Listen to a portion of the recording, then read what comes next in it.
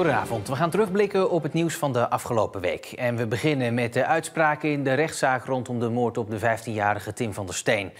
De 2 minderjarige broers werden deze week veroordeeld tot 1 en 2 jaar cel. Ze hebben ook allebei TBS gekregen. Tijdens die uitspraak werd duidelijk dat de jongste broer al 2 maanden met plannen liep om Tim te doden. Toch maakte de rechter geen onderscheid tussen hun rollen, vertelde verslaggever Mercy Kamermans. De broers zijn eigenlijk even schuldig, want ze hebben het samen gedaan en hadden het niet onafhankelijk van elkaar kunnen doen. De beide verdachten waren vandaag ook aanwezig bij de uitspraak. Ze leken vrij onbewogen, ook op het moment dat de rechtbank echt zich persoonlijk tot hen richtte. Tim, die dacht dat hij met zijn vriend had afgesproken om te chillen, is 17 keer met een mes gestoken en vervolgens levensgevaarlijk gewond alleen achtergelaten. Tim heeft hierbij doodsangst uitgestaan en het uitgeschreeuwd van de pijn. Tim en de artsen hebben gevochten voor zijn leven, maar dit mocht niet meer baten. Door toedoen van jullie heeft Tim enorme pijn en angst geleden en is hem een toekomst ontnomen. De nabestaanden van Tim moeten leven met de wetenschap op welke gruwelijke wijze Tim om het leven is gebracht en wat hij in zijn laatste bewuste momenten heeft moeten meemaken. Jullie beiden hebben aan de nabestaanden deze immense pijn en dit onherstelbare verdriet toegebracht. Hun levens zijn overhoop gegooid en het zal voor hen nooit meer worden zoals voorheen. De rechtbank vindt het heel belangrijk, omdat de verdachten allebei nog vrij jong zijn, dat ze zo snel mogelijk behandeld moeten worden. Ik heb dat ook aan de persrechter voorgelegd. De jongste veroordeelde broer was 15 op het moment dat het gebeurde. En 15-jarigen kunnen maximaal 1 jaar jeugddetentie krijgen. En in dit geval dus ook de pijmaatregel, dat is jeugd-TBS. En de oudste broer, die was ten tijde van plegen van het feit 16. En de rechtbank heeft gezegd, het is wel heel nodig dat hij een TBS-maatregel krijgt opgelegd. En bij een TBS-maatregel kunnen er meer therapieën worden ingezet. En in dit geval hebben de deskundigen gezegd dat een bepaalde therapie heel nuttig zou zijn. En dat kan eigenlijk alleen maar in een TBS-kliniek voor volwassenen. Dus wat dat betreft zoeken ze aansluiting bij het volwassenenstrafrecht. Maar qua hoogte van de straf wordt wel nadrukkelijk aansluiting gezocht bij wat er normaal gesproken bij 16- en 17-jarigen kan worden opgelegd. En dat is maximaal 2 jaar. De 15-jarige Tim was dit jaar niet de enige jongen die omkwam door geweld onder jongeren. Ook de 20-jarige Rainela Vijst liet bij een zwaar steekincident het leven. En dat baart het Openbaar Ministerie zorgen. Het geweld neemt toe en het dragen van een mes onder jongeren wordt steeds gewoner. Als jongeren zo'n mes bij zich hebben, is het gevaar dat ze het ook gaan gebruiken echt groter. Ik ben een jurist, ik ben natuurlijk geen pedagoog, maar ik weet wel vanuit mijn eigen ervaring, ik heb zelf ook kinderen, dat jongeren impulsief kunnen zijn. En juist als je dan zoiets bij je hebt, nogmaals, is het gevaar echt groot dat je het gebruikt. En ik denk dat daar een ombuiging moet komen. En die aanpak moet ook eerder beginnen als het aan de hoofdofficier ligt. Wat je ziet is dat de verdachten die bij ons komen, dat over het algemeen, en dat is landelijk, echt wel jongeren zijn waar al veel mee aan de hand was. En dat betekent dat we moeten kijken of mensen vanaf jongs af aan eigenlijk een andere kant op kunnen gaan. Hè? Dat het niet meer interessant is om zo'n mes bij je te hebben. Maar er gebeurde veel meer deze week. Een terugblik van dag tot dag. Bij het ene ziekenhuis kunnen patiënten soms wel maanden eerder terecht voor een behandeling dan bij het andere ziekenhuis. Blijkt uit een inventarisatie van de wachttijden bij ons in de regio. Maar doorverwijzen, toch gebeurt dat praktisch niet. Heb je een eenvoudige, gangbare behandeling nodig waar geen spoed bij is, dan wacht je in het ene ziekenhuis veel langer dan in het andere. Neem bijvoorbeeld de spataderbehandeling. In ziekenhuis Zorgzaam moet je er 87 dagen op wachten. Bij ziekenhuis ADRZ ben je een maand sneller aan de beurt. We proberen wachttijden zo kort mogelijk te houden, maar soms lukt het niet. Omdat er ook schaarste is aan personeel. Bij de meeste andere behandelingen zijn de wachttijden in Terneuzen weer veel korter dan in Goes. Voor het plaatsen van buisjes in het oor bijvoorbeeld sta je bij ADRZ zo'n 100 dagen op de wachtlijst. Veel langer dan bij Zorgzaam. Het grootste verschil is te zien bij orthopedie. Bij ADRZ wacht je 5 maanden op een nieuwe knie, bij Zorgzaam maar een maand. Hoe komt het dat het ziekenhuis op zoveel behandelingen langere wachttijden heeft? We hebben op de afgelopen zomer weer meer spoedpatiënten geopereerd dan we ooit hebben gedaan. Ja, dat betekent dat je daar tijd voor in moet ruimen en iets minder planbare zorg kunt doen. Wat ook meespeelt is dat we in onze regio veel COVID-zorg hebben gehad de afgelopen tijd. Ook nu in september nog, COVID en griep. En dat betekent dat je planbare zorg moet annuleren. Heeft u lang moeten wachten? Nou, een half jaar. Een half jaar voor wat? Vaaldonderzoek. Ja. Vond u dat lang? Nou, eigenlijk wel. Natuurlijk is er wel eens iets dat al een keertje langer moet. Maar ja, het is ook druk. Je bent niet alleen. Hey. Dat de wachttijden tussen ziekenhuizen zo kunnen verschillen, dat weten de meeste mensen niet. En dat je je zorgverzekeraar kunt vragen om ergens anders sneller aan de beurt te komen, dat weten de meeste mensen al helemaal niet. Weet u dat je bij een ander ziekenhuis kunt aankloppen? Nee, dat wist ik niet. Nee. En dat je je zorgverzekeraar kunt vragen om sneller aan de beurt te komen ergens anders? Ook niet, nee. In andere ziekenhuizen moeten patiënten veel minder lang wachten. Waarom verwijst het ziekenhuis dan niet door? Dat heeft verschillende redenen. Patiënten zijn vaak zelf gebonden aan een ziekenhuis of hebben een goede band met een arts en willen toch liever in dit ziekenhuis blijven. Er is natuurlijk altijd ruimte voor een patiënt om naar de zorgverzekeraar te gaan voor zorgbemiddeling. Ik vind dat ziekenhuizen heel goed moeten leren samenwerken. Dat proberen we ook met het ADOZ en je ziet ook dat dat steeds beter gaat. En de eerstvolgende afspraak was over een maand. En toen had ik spieren gescheurd in mijn schouder. Dus dat heb ik geregeld. En binnen een week kon ik ergens anders terecht. En waar dan? In Zorgzaam. Artsen verwijzen zelf bijna niet door. Dus wil je ergens anders aan de beurt komen, moet je zelf het heft in handen nemen. Minister Robert Dijkgraaf nam maandag een kijkje bij het hoger onderwijs in onze provincie. Want de manier waarop de universiteit, het hbo en het mbo hier samenwerken, zoals straks in het nieuwe Joint Research Center, is een voorbeeld voor de rest van het land, vindt hij. Wat prachtig om hier eigenlijk de toekomst te zien. Dat alle vormen van opleiding evenveel waardering verdienen. En dat het niet om gaat of je praktisch of theoretisch bent, maar vooral als je als team kan samenwerken. Hoe mooi om het dan hier zo in de praktijk te zien. En ook nog eens een keer belichaamd is een prachtig mooi gebouw. Hij hoopt dat deze Zeeuwse aanpak ook in de rest van het land toegepast kan worden. Ik ben vaak op mijn werkbezoeken echt opgeladen als ik zie hoe men in de regio dingen wel voor elkaar krijgt die soms landelijk een stuk moeilijker zijn. De gemeente Middelburg gaat 52 woningen neerzetten voor mensen die met spoed een huis zoeken. Het zijn dezelfde woonunits die jarenlang het AZC in Goes vormden. Ze komen te staan langs de Stromenweg tussen de moskee en het gebouw van het Leger des Heils. Ongeveer de helft is voor statushouders bedoeld. Dat zijn vluchtelingen die een verblijfsvergunning hebben gekregen. De andere helft is voor mensen die om een andere reden snel een huis nodig hebben. Zoals bijvoorbeeld de scheiding van ouders met kinderen. Voor de zomer moeten de tijdelijke woningen er staan. Deze muurschildering in Vlissingen is genomineerd voor de Nationale Schildersvakprijs. De maker is Barre Verkerken uit Seer-Arendskerken. Hij noemt de nominatie fantastisch en een grote eer. Voor de muurschildering van 10 bij 12 meter heeft hij zo'n beetje alle schildertechnieken gebruikt die er zijn. De schildering staat op een wooncomplex van Lescaut.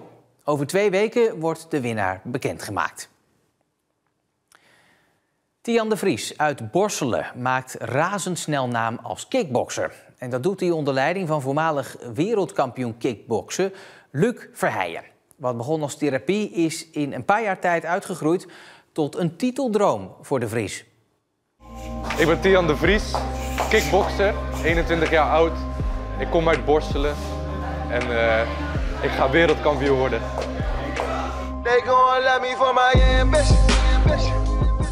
Dat is dan duidelijk. Tian de Vries kent geen enkele twijfel. Het vertrouwen is groot bij het talent dat razendsnel namaakt in het kickboksen. 8 partijen vocht de Vries tot nu toe. 7 daarvan werden spectaculair gewonnen op knockout. Het is een killer is het. Ik heb nog niet zo'n talent tegengekomen als hem.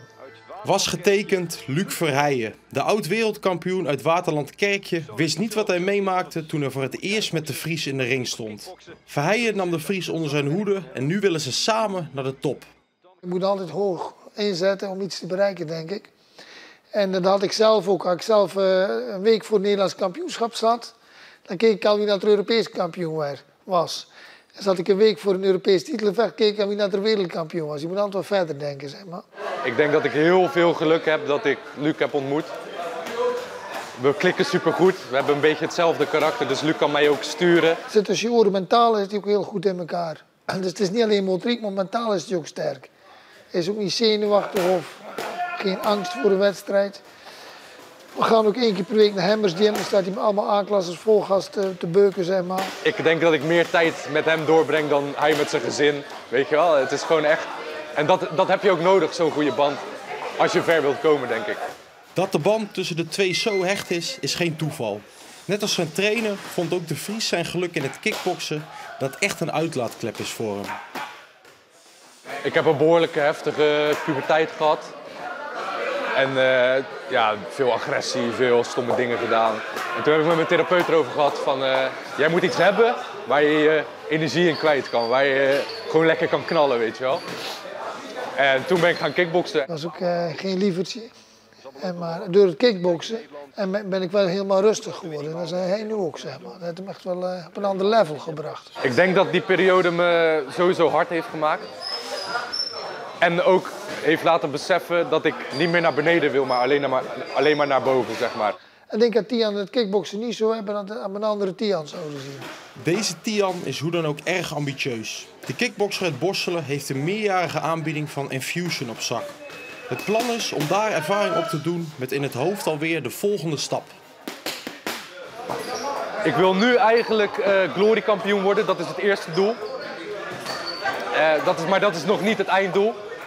En dan wil ik overstappen naar UFC. En dan wil ik daar de belt veroveren. Zeeland moet toe kunnen met minder milieustraten. Dat vinden de Zeeuwse organisaties die daarover gaan. Niet overal is een fusie mogelijk omdat de reistijden dan te lang zouden worden. Maar de Beverlanden en Walcheren zouden met minder milieustraten kunnen doen dan nu het geval is. De gemeente Middelburg en Vlissingen kijken al naar zo'n fusie. Veerboot Prinses Juliana is vertrokken naar Turkije. De voormalige PSD-boot wordt daar uit elkaar gehaald. Het schip lag al tijden in een Italiaanse haven en werd nauwelijks meer gebruikt. Dat het schip gesloopt zou worden was al bekend. Van de veerboten die tot het laatste voeren op de Zeeuwse veerdiensten zijn alleen de voormalige prins Johan Frieso en koningin Beatrix nog over. Deze schepen varen in de zomer tussen het Italiaanse vasteland en ook het eiland Elba. Er werden gaten gegraven en ze werden vastgezet. Op de Nationale Boomfeestdag afgelopen woensdag leerden kinderen van basisschool De Oostvogel in Lamswaarde alles over bomen. Want die zijn heel erg belangrijk. Vooral voor de natuur, want de steden vervuilen veel lucht en bomen die kunnen daar wel iets aan doen, ook al is het niet goed voor bomen. Die boom die zet je in de grond, dan stamp je hem aan, dan stamp je de grond aan, dan timmer je die palen vast met de banden eraan en zo gaat het eigenlijk. Nou, dat klinkt heel makkelijk, zo'n boom planten. Ja, dat is het eigenlijk niet. Toch niet? Nee. Vroeger stonden hier ook bomen en Arnold van Limpert vond dat ze terug moesten komen in zijn dorp. Daarom stuurde hij het waterschap een handgeschreven brief. Ik heb geen typemachine of zo, maar ik heb ook geen computer. En dat waterschap kon dat prima lezen? Ja, dat denk ik wel, want het is goed overgekomen.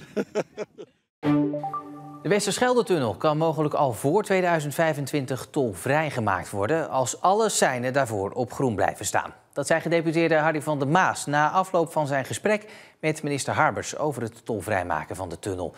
Maar volgens verslaggever Heiko Strietman is het zeker nog geen gelopen race. Er worden op dit moment 2 onderzoeken gehouden. Een verkeersonderzoek en een milieuonderzoek. Nou, van het verkeersonderzoek weten we dat het op 3 knooppunten in Zeeland sowieso drukker gaat worden. Maar de vraag is, wat komt daar nog bij? En wat gaat het dan betekenen? Krijg je dan meer uitstoot? Ontstaat er geluidsoverlast? En welke maatregelen moeten dan genomen worden? Kortom, dat gaat geld kosten. Ik kan me voorstellen, als dat te veel negatieve effecten geeft, dat wij verplicht zijn als provincie om dan mitigerende maatregelen te nemen. Daar hebben wij dan wel mee te dealen. Dus met andere woorden, ja, dat kan nog wel een smetje zijn in dit verhaal. Wie maakt de beste ambachtelijke kaas van Zuid-Nederland? Daar werd afgelopen donderdag om gestreden bij kaasboerderij Schellag, net buiten Middelburg. Het was voor de 40ste keer dat die keuring gehouden werd, maar pas voor het eerst in Zeeland. En keurmeesters hadden nog wel een paar opmerkingen.